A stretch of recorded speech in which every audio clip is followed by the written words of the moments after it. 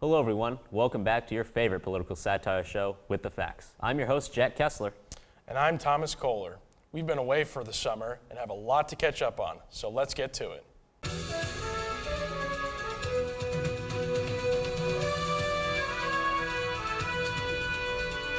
Let's start off with China, because I don't know about you, but I'd rather talk about it anywhere other than America at the moment. Specifically, let's discuss the latest tariffs Donald Trump has placed on China and its impact on our own economy. In an interview with CNN, White House Chief Economic Advisor Larry Kudlow was asked his opinion on the Congressional Budget Office's estimation that the China tariffs would reduce the average real household income by $580. His response, a resounding, I don't know. He doesn't know. How could he not know? It's quite literally his job to know. He is paid thousands in tax dollars because he's supposed to know the effects the administration's decisions have on our economy. That's like if Meghan McCain didn't mention her dad every 5 minutes on The View. That's what she's paid to do. It's her job. What words would you use to describe the state of the earth? A hot mess? A dumpster fire? Burning into the ground? Well, any and all of these could apply to the condition of our planet. If you haven't heard, the Amazon is quite literally on fire. This Brazilian rainforest is no stranger to flames due to large-scale ongoing ranching and farming.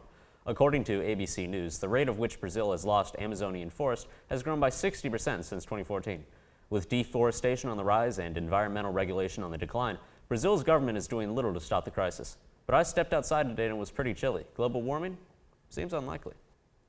Speaking of fires abroad, things were certainly heating up at G7, or Group of Seven, summit held this year in Biarritz, France.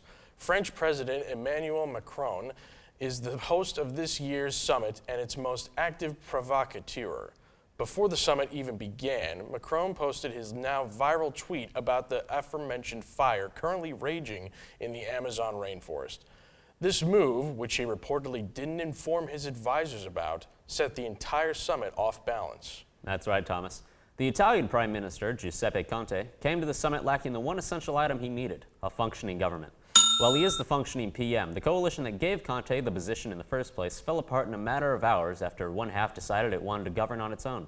As far as we can tell, he's just there for the scenery.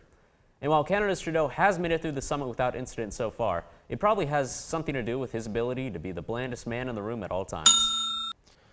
And lastly, the past few weeks following the first round of the Democratic debates have not been kind to Joe Biden and his run for the Oval Office. His slip-ups have been so horrendous in recent public appearances that it seems like the more he talks, the less we want to hear it. To quote, poor kids are just as smart as white kids? Really? Keep Grandpa Joe out past his bedtime and beware the consequences. Well, that concludes our episode for this week. I'm Thomas Kohler. And I'm Jack Kessler. We'll see you next time.